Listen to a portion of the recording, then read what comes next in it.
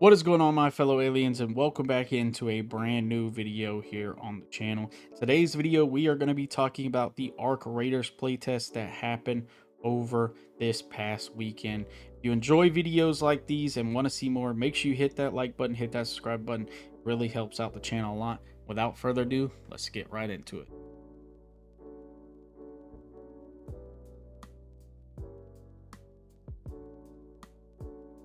Alrighty guys, and welcome back to the channel. I know it's been a while, my apologies, but today's video, like I said in the intro, we're going to be talking about the Arc Raiders playtest.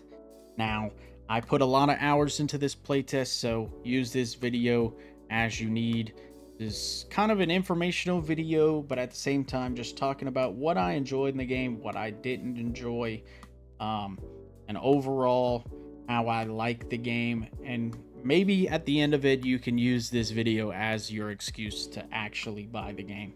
So we'll start off with, if you don't know what Arc Raiders is, basically we'll set the setting. You're a raider living underground in the future because the surface of the earth has been overrun by deadly alien robots called Arc. Basically, it's an extraction shooter. You travel to the surface and scavenge for valuable resources and tech to bring back to your base. You must fight the Arc robots and battle other players who are trying to get the best loot and will kill you to take your loot as well. Obviously, if you successfully escape, you keep going to loot, craft new weapons, upgrade your character, and everything for the next run. But if you fail, you lose your gear and have to start over. Basic extraction shooter. I haven't played too many of them, but I can tell you just from playing Arc Raiders, this might be my favorite one. I know, a little early in the video to say that, but we're fixing to tell you why. Let's get straight to it. It has a great technical polish, especially for it being a playtest slash beta. For a game still in this stage, the stability was rock solid. I've experienced a pretty smooth run, minimal bugs, and just an overall sense of a game that, feels good right out the gate, like to play. This isn't just a basic game either. It's beautifully optimized, smooth running as far as I could tell. The visuals are powered by Unreal 5 and they are absolutely stunning. Everything's extremely detailed. The lighting is great to me.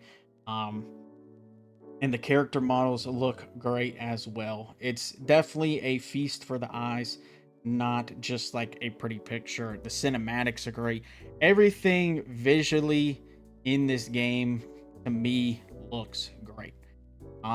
Obviously there's going to be some people that complain about it not being fully, I guess, optimize for lower tier computers. Maybe I don't really know. I ran it on low settings and it still looked good. I really like the way the game looks, and me and Moses both said that really the first couple games we played that the game just looks amazing. Up next, let's talk a little bit about the extraction shooter part of it. So if you did get to play the playtest, you will know that there are Arc robot enemies. Now, that's where we're going to start first. The Arc machines, Arc robots, everything like that. It's really like, I ain't going to say it's the main star of the show, but they're up there. The PvE combat in the game is incredibly dynamic and satisfying, but also at the same time a little annoying. The robots aren't your typical bullet sponge enemies. They actually have their own unique behaviors, attack patterns, and destructible components on them. The satisfaction of shooting, a rotor off of one of the flyers, or crippling one of the heavy armored foes by hitting its weak points, it's fantastic. And it's a fantastic layer of tactical depth. Every encounter really feels like a puzzle, and you just piece it together, take them down, and they have decent loot. I mean, nothing too crazy, but it's decent. And that's all you can ask for. I will say I do enjoy that each of them have their own unique like behaviors and attack patterns, especially, you know, like I said, just mentioned, shooting a rotor off a flyer. You shoot the left rotor, it's gonna float down to the left and like wobble around and everything like that. Or you're next to a wall and you shoot it and it's gonna slam into the wall and it's gonna blow up. I really enjoy that, and I like that like I said, every single one of the robots has its own unique behavior when you shoot them, when it's attacking you, everything like that. Now, I will say they do seem a little OP. From the little robots you can find in the buildings, like the little balls that shoot fire or blow up on you, or the little spiders, those really aren't that OP. I think they're just cool additions to the game. I will say they may have a little too much health. The spiders you typically can one-shot, but sometimes using like a pistol as like the Stitcher or the harpin, however you want to say it, it takes so many bullets to kill the little things inside, not to mention the ones outside. And obviously those have more armor, so it's going to take a whole lot more. And I will say the aggro range for all of them is kind of insane. It's to the level of anybody who's played Minecraft knows how bad a zombie aggro is. I'm not going to say it's that bad, but it's pretty bad. And things like the Rocketeer, I feel like are very OP. Like the Rocketeer itself might be the most OP one.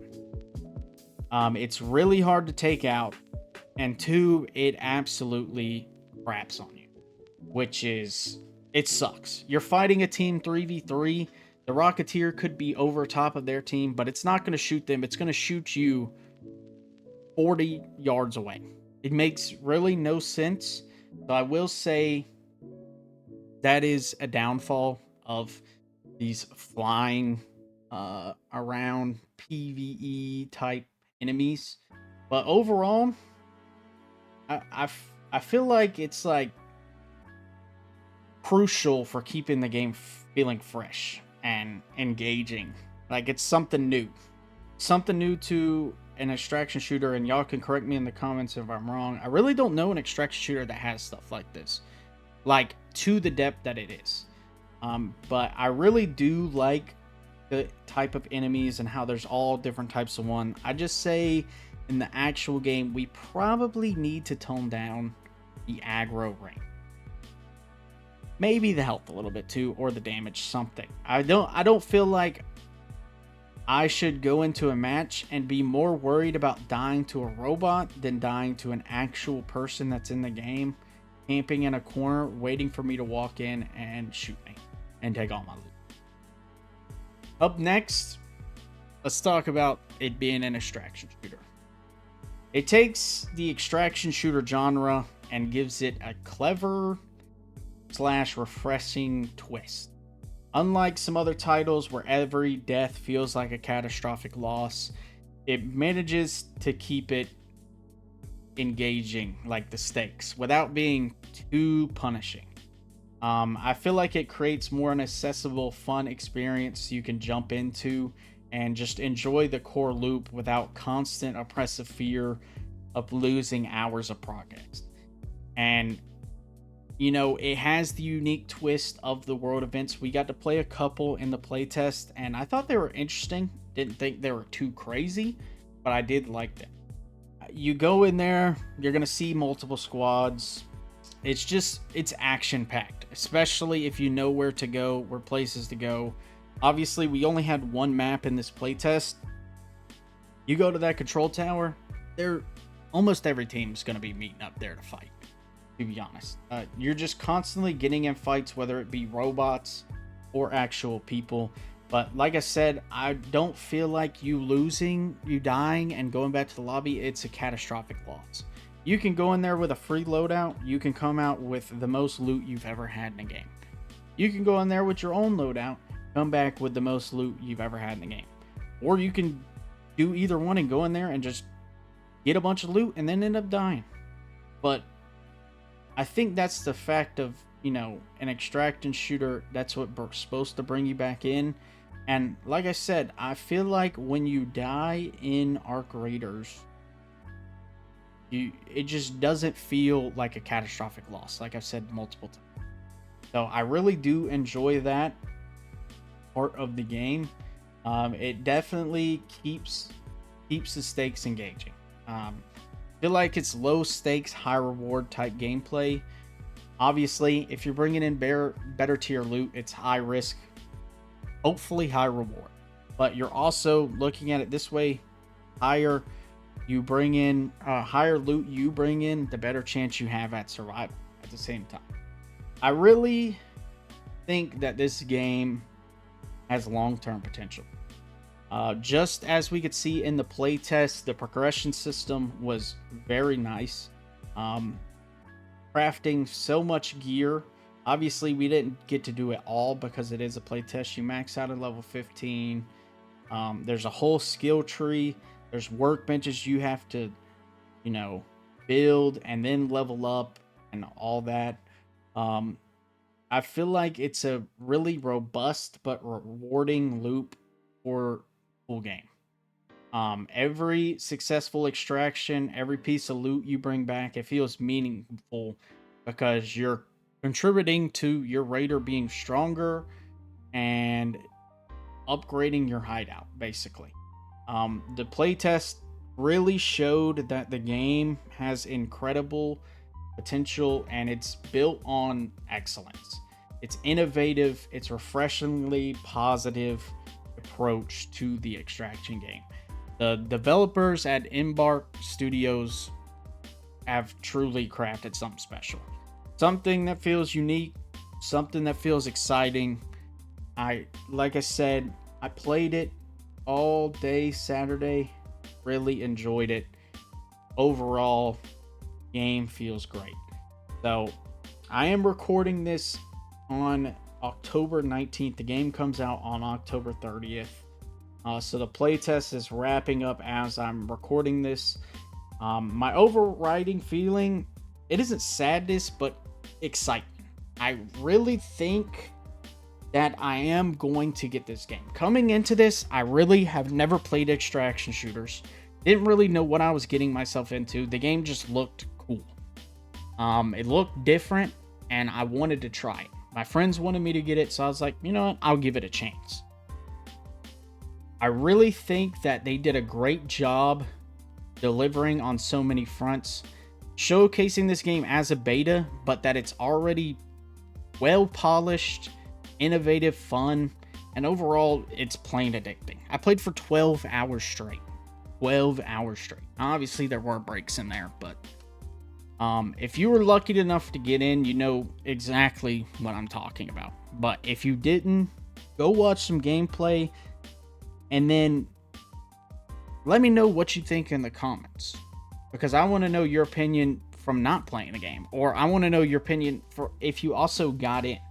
I really think that this game is going to be a major player on the gaming market, and I'm beyond hyped for the full launch.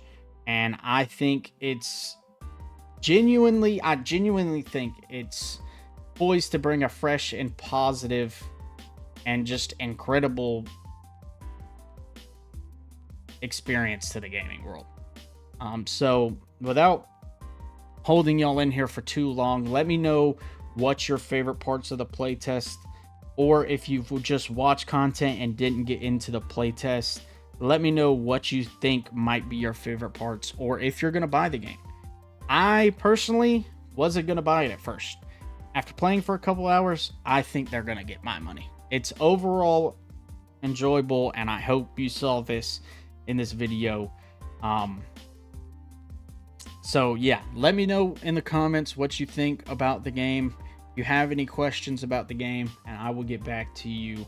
Don't forget to like and subscribe. Really does help out the channel a lot. And I'll catch you in the next one. Hopefully in the future, more Arc Raiders content.